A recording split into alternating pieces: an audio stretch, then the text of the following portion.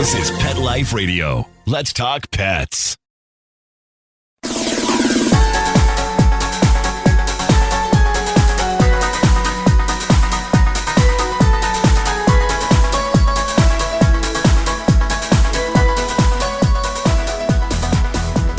Hi, everybody. Thank you so much for coming back to listening to us on Alive Again. And my name is Brent Atwater, and I'm a medium. And this is our series of, are you living with a heavenly being? Is your pet in an earth suit? Could they be an angel or a spirit guide? And on each of these, we're letting you write in and tell us what you think. Was that pet an angel or a spirit guide? Because we're not going to tell you. But all the signs are in there. And if you want to learn, you can come to my class. It's an on-demand, and it'll teach you to identify if your pet is really a heavenly being. Today, we're really honored to have Rachel Hay on here. And Rachel is really, the reason she doesn't talk Southern is because she's originally from Venezuela. But trying to find her, this girl is all over the world. And she's, her specialty is feathered creatures. And I got the opportunity to meet her through her Peti. And I want her to tell you where she's been recently. Tell us the most exciting thing you just recently did, which we just also go see our show that we had on Pet Life Radio about this Dr. K. And tell us about that. So I did 2 weeks now, an externship with Dr. K, and learned a lot about feathered creatures and other exotic animals, which that's what I want to specialize, especially in avian.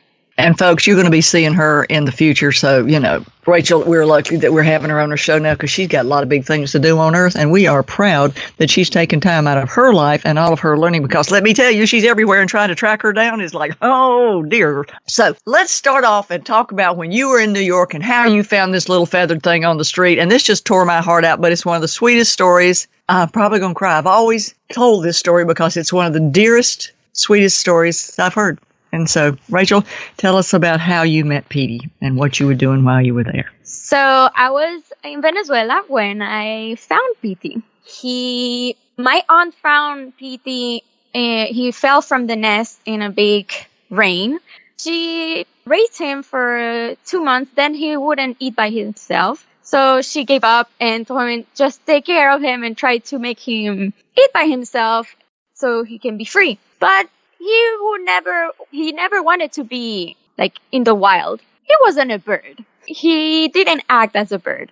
So after that, I was in dental school at the time. So thanks to him, I went to an exotics vet. I wanted to be a vet my whole life, but you know, family influences. And so I went into dental school. When I went to the exotics vet, I was so amazed with what he can do in such a tiny body. So really tiny body, yeah. Yeah. Like how much did he, I mean, how many ounces was he? So I think he's considered one of the second smallest dove species. Wow. Yeah. So he's like the size of my hand, like the palm of my hand. Oh. He was tiny. He will always be in my hand or in my chest, and will always be there. He wouldn't move. He loved being there.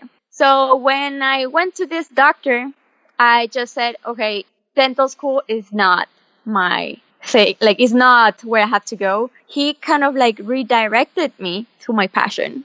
All right, folks, ding, ding. That's a little sign. All of a sudden, she meets this little fluffy feathered thing, and he's not well. And from that moment on, she decided not to be a dentist. Hello, do you think there's a little heavenly influence going on here? Okay, so you take Peti. Go ahead.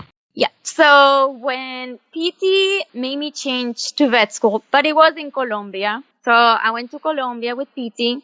And after my first semester, that's when, like, I went back in Venezuela. And the 1st of January, after New Year's, that's when he passed away. And it was the quickest, like, cleanest way. Like, he just started sneezing, and then you could feel it less and less I couldn't explain how the body was less and less heavy, but it was so fast and it wasn't traumatizing. So it was very sad. I was very sad and devastated. It was my baby for 2 years and 8 months. So it was sad. And that's how when I tried to contact you, because I couldn't then being so sad and know what happened. But Now, during this time, after he passed, there were people that had started calling you about taking care of baby birds that didn't eat. yes, so Now, wait a minute. Now, we're going to stop right there. We're going to take a little break. Okay. Because this gets really good, folks, and let our sponsors have a word, because this you got to hear after. So hang on, let's get that sponsor going on, and we're going to be right back.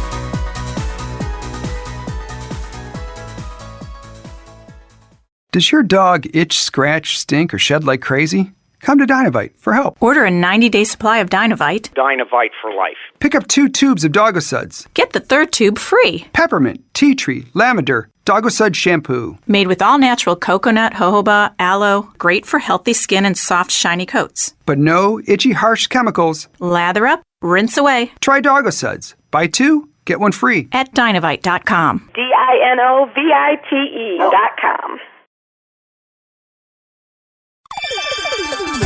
Let's Talk Pets on PetLifeRadio.com.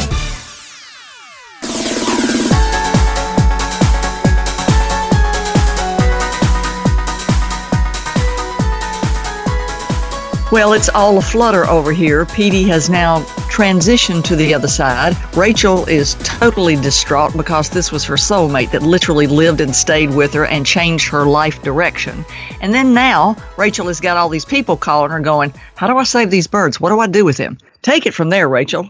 Okay, so on Instagram, I have my WhatsApp number, and I get people that usually call me, oh, I found this baby bird. What should I feed him? What should I do? So one thing is to always, if you're going to feed a baby bird, you need to be very, very, very careful because their anatomy is kind of different. They actually don't have a diaphragm. So listen to that, folks. Birds don't have diaphragms. I didn't know that. Explain what a diaphragm does and what it does not do because a bird doesn't have it. This is just unreal to me. So the diaphragm, it's the muscles that for us, it helps us breathe, like expand the lungs and then expirate.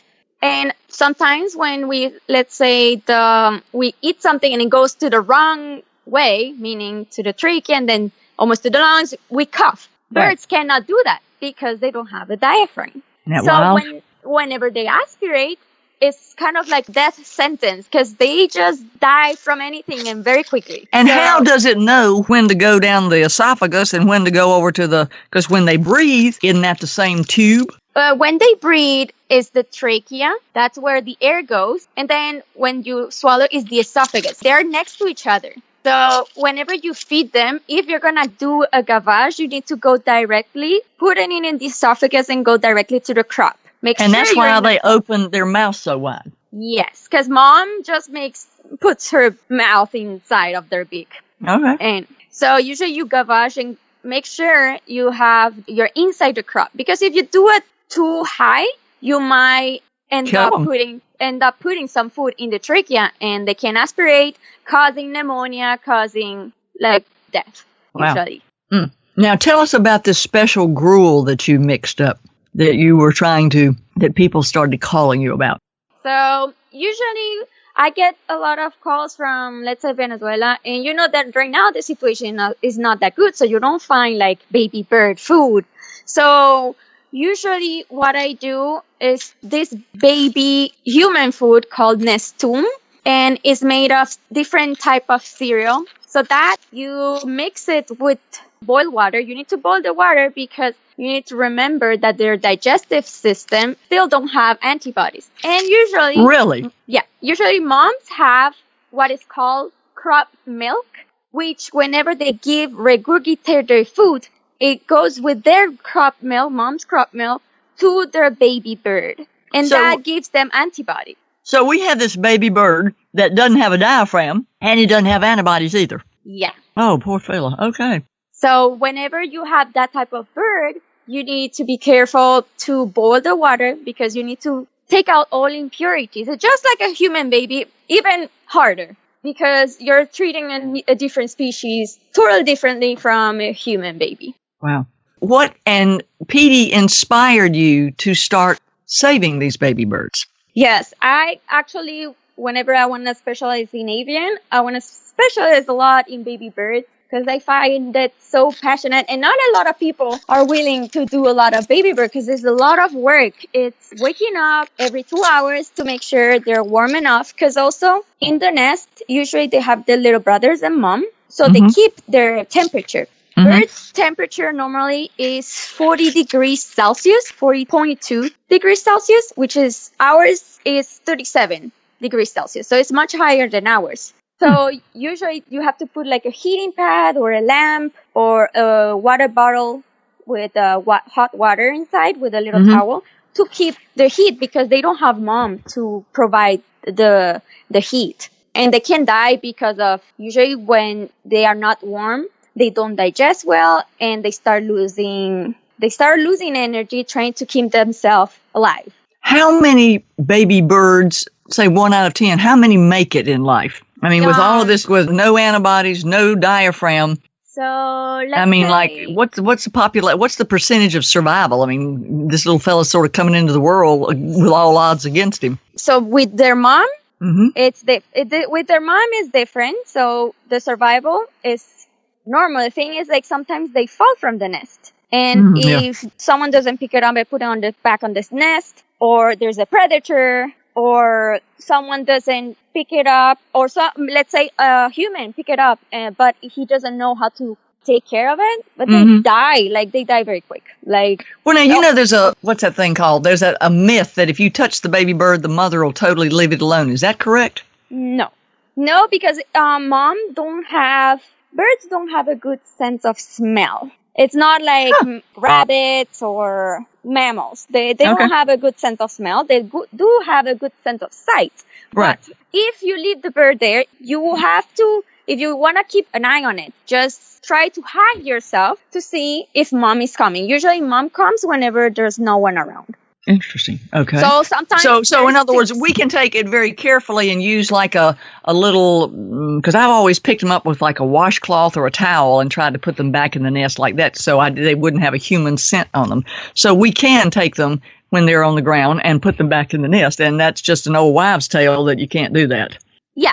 Usually they tell you that is just to pick it up and put it back on the nest. That's fine. It's just when you are raising them, if you don't want them to imprint on you, you usually have to cover yourself and put gloves and barely touch them, because you don't want them to imprint with you, like making a bond with you. And what is that? Now, did PT bond with your aunt, or because he was so sick, he did bond with you? So PT was healthy when my aunt gave it to me. He just wouldn't feed by himself. So I don't know why, but I think we bonded so strongly, differently than with my aunt. I show him how to feed by himself, and like by putting my finger on the table with the food and just pretending my finger is a beak, and I will tap, tap, tap, tap, and then he started eating by himself. But still then, once my aunt told me, I tried once to like release him, and he wouldn't move from the window. Smart bird. Yeah. So when I got him, like at first I was, oh my God, I don't want more animal, because I was like, it's hard when you lose an animal. So I was, oh my God, I'm going to get attached and I'm going to cry, blah, blah, blah. But then I couldn't avoid getting attached. It was something instantaneous. The first time, he will just jump on my hand from his perch. So immediately there was a connection. Yes. Yeah. And when you held him and touched him and petted his little feathery body, how did it make you feel inside? So I will study with him. He will give me peace. I will have him the whole time on my shoulder. He will always want to be on my neck, because I think it's warm. It will be there. We could see better that way. You were taller. Yeah. Yeah. And where did he sleep with you? So he will sleep in his cage, because when we're asleep, usually we are not conscious of who we next to. So since he was so tiny, I was afraid to just like in the middle of the night be on top of him and kill him. That's squishy, yeah. Yeah. So I just he slept on his cage, and he will coo whenever he wanted to be outside, or he will see me, or if he wouldn't see me, he will coo. And like if he heard me, he will start cooing. So I grab him. Did y'all have a little language that you developed between the two of you? Little signs and... So Things that so whenever he was on my chest, he will just start doing like a little puppy, like oh. like that. Yeah. So he will do that like for a few minutes, and he will sleep on top of like on my chest the whole time. I will sing him songs for good night and good morning, and every morning he will preen my face for like good morning signs. Oh, wow. Yeah. And when you have a bird like that, how long can birds live? I mean, I had a friend that just had a bird pass, and the bird was 34 years old. And then there's some parrots. A friend of mine also has a parrot, and they have put provisions for the parrot in their will. Yes. So does each breed of bird have a different lifetime span? Yes, they do. So I found that doves, like Pete, could live around 20 years. That's why Really? it was so shocking for me when he passed away at 2 years and 8 months. Like, he was young. So, but parrots, let's say Amazons, can live between 60 years, 80.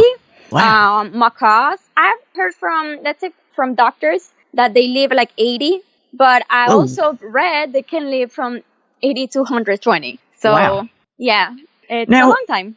When you had Petey in your life, what kind of emotional connection did you have with him? How did he make you feel? Like his mommy. Yeah. And have you had any other connections feeling like that with any other bird since him? So I do have a strong connection so I had a connection that my cat just passed away suddenly, unexpected. He was my companion throughout school. That was like a very strong connection as well, but different. Like both are my babies, but it's different. Like one guides me and one makes sure to keep me company. Now I have 2 little doves, and I do have a big connection with them. It's different for each one of them, but it's never going to be the same connection. I feel like every being has like a role. And Petey's role was to change your direction in life. Yes. And do you ever think, well, if it wasn't for Petey, I wouldn't do that, or I'm going to change my mind? Or was the connection with Petey so strong that you just know in your soul that that's what you came to do?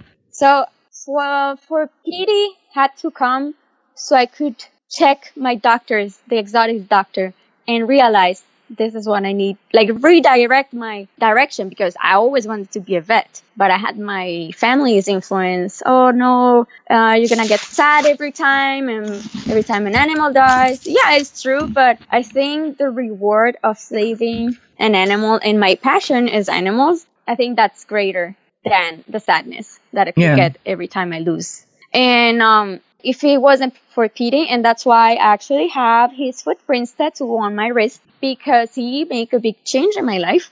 He made me go to this doctor and started shadowing this doctor, even though I was in dental school. And I said, to convince my mom that I was going to be able to do it. And even if I was present in euthanasia, I was going to be able to be strong. And that's how I got into veterinary school. So thanks to Petey, I think it would have been different if it wasn't for him, because I wouldn't have gone to this doctor, and maybe I would have changed later by being frustrated, let's say in dental school, or even working in dental school, and change then.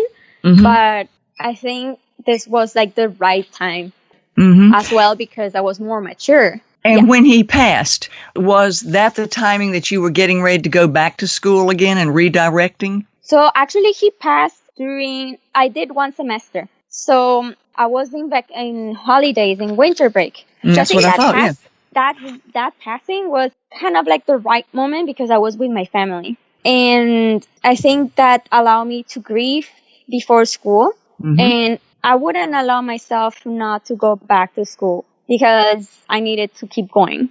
Do you think that Petey, because most people would have grieved and said, I just can't do this anymore, do you think he became your inspiration to keep going? Yes. Same with my cat. He passed away in January. I had to fly back home for emergency because he was bad. It was unexpected. And when I went, I was in middle of school, but my mom said, you cannot do this to your cat. You have to keep going, because make this not being in vain, because he has come with me to college, high school, and all that. He has traveled. He doesn't like airplanes, but he has been by my side. And she said, you cannot do this to your cat. You need to keep going, even if it hurts. in not in vain. So same thing with my cat. I kept going. But with Petey, I kept going because my inspiration for avian is thanks to Petey. Actually, for doves, I've never knew how someone could bond so strongly with a dove. I've been bonded to parrots, but doves, I find so much peace by bonding with them. I think it's interesting that you have the gift with all the animals, and we're going to take a sponsors break and come right back, and then after that we're going to see how she's going to be going forward. All right, we'll be back right after we hear a word from our sponsor. Hey everyone, Michelle Fern here, host of Best Bets for Pets and dog mom to 2 gorgeous pooches. And I found a way to make them happy every month. BarkBox. It's a party in the box for your pooches, filled with toys and treats they will love. We have a special for you that you are going to love too. This is for all the pet parents. Visit barkbox.com/petlife and subscribe to a 6 or 12-month plan and get a month for free. How great is that? Let's talk pets. Let's talk pets On Pet Life Radio. Pet Life Radio. PetLifeRadio.com.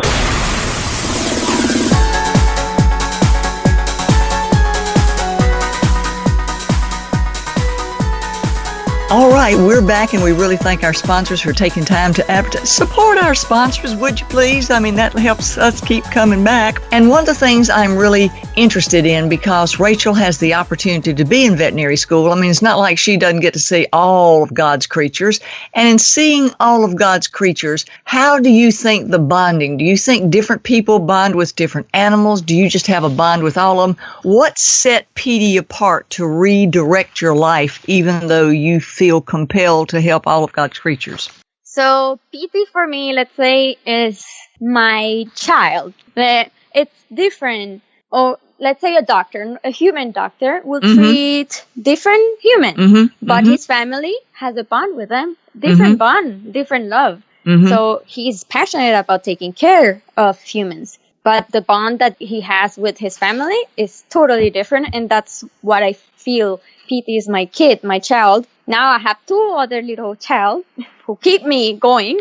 And I learn a lot from them. It's 2 little doves as well. But Petey, he was my inspiration, my strength for vet school, to keep going in vet school. And my love for him is like a child. I haven't had a human child, but I did raise him, did lose hours of sleep to raise him up. And do you feel that he was life-changing for you? Yes, he was life-changing. And then when he left, even though he left, it was in perfect timing so that you could continue your schooling, and yet it also was perfect timing because he was the inspiration for you not to quit. Yes, because I feel because actually I finished 1 semester, and that was during holidays, so I was with my family when he passed away, but I actually finished a semester. So I think he kind of waited. I made sure I was staying in vet school, and then he left. When he made sure I was in vet school and I was not going to quit. That's perfect timing then. Well, he had perfect timing. What would you say to folks out there who say, it's just a dog, it's just a pet, it's just a cat, it's just an old bird, they can't do anything in your life? What would you say to that person from both your love as a professional, a veterinarian to be, and as a mom of a feathered, very special heavenly being in a dove suit named Petey? So I would say you cannot talk about how someone feels if you haven't gotten that experience. Because that feeling, even when I was with my therapist, she would say, I know the pain is horrible, but it's worse that if you haven't lived with that love. So for me, I'd rather have a lot of pain after they pass, but that love is just bigger, and it's so rewarding and so fulfilling. It completes me. And I feel like people who have say that about pets, they haven't bonded. They haven't had a connection, or they haven't allowed that connection to grow, because they say, in their mind, they think it's just a dog. But if you allow that door to open, you will feel things that you have never felt with, let's say, a human. You have this connection, which is pure. An animal, like let's say babies, human babies and kids are pure, but once they start growing, they start being pure. Once they start seeing real world. But I think animals, they just stay pure for life. So that's a pure love, and it's unconditional love, which is the best love you can have. And does that purity, do you feel that Petey's still with you in certain ways? I do. I think you told me he was my guardian angel. So sometimes whenever I feel lost, it's like, please give me strength to keep on going. And I just think about him, and that's why I have his footprints tattoo, because I just see my tattoo and remind myself why I'm doing this. Because vet school is hard, and sometimes you go through tough stuff while in vet school. So I just keep reminding myself I'm doing this because this is my passion, even though it's hard. Do you feel, has Petey ever sent you signs to let you know that when you said, help me get through this, that you can feel and sense that he is in fact there? I don't know. Giving you that strength and filling your heart and giving you that extra, okay, you can do this. I know you can. So the other day sometimes I want signs to be very, visible. Let's say I just want to have the soul in front of me and see it. That's how, because I need to see to believe, but I do believe in things. It's just when I don't see it clearly, I doubt myself. But I did find once I had a scarf wrapping a book. Then I was taking out the scarf and I found one of Petey's feathers in there. Randomly I found it, and it felt good because it was very random. And you felt that he was saying, okay, you can do this. Yeah. And also, when I went back to school after my cat died, I ran, the house is always being clean all the time. And once in the bathroom, I found a mustache of my cat. And I felt so good. I felt so good because that was very random, and that house had been clean. So I don't know how mustache was there, and it was one of my favorites. It was the black one because he had few black ones. And I think it's interesting because even when you, like you said, it's been clean and there's no way possible that it should still be there, it's there. And your heart just responds to it, doesn't it? Yeah. And your heart knows that it's real. Yeah, I smiled when I looked at it. And I was having a hard time. So I felt kind of like a hug, hope. Yeah. Like a cyber hug from heaven. Yeah. And that's a good thing. Now, when you go forward with all of this knowledge that Petey gave you, and people bring pets into you from now on, with your journey, how are you going to help direct them so they can have a fuller grasp of death is not dead and done, and transition is just real? It means it's not over you, and how important these animals, although they bring them in, just neuter them and do this, how they can actually change your life. How are you going to impart that when you have your practice and they just sort of come in and are like, whatever? So when I help people that have baby birds, sometimes, most of the time, they pass because they don't follow my directions correctly. Mm-hmm. Let's say they changed the food, they forgot to put the heater all the time. So, and sometimes they get very, very, very attached. And when they lose them, they cry. And to comfort them, I found this letter that I found beautiful. And it says that, it's like a poem. It says that God, I am borrowing this little bird so he can learn some stuff on earth. And then I'm taking him back. I don't know when I'm going to take him back. I don't know how long you're going to have him. But whenever I take him back, don't feel it was in vain what you care for. Because all that love, it's there.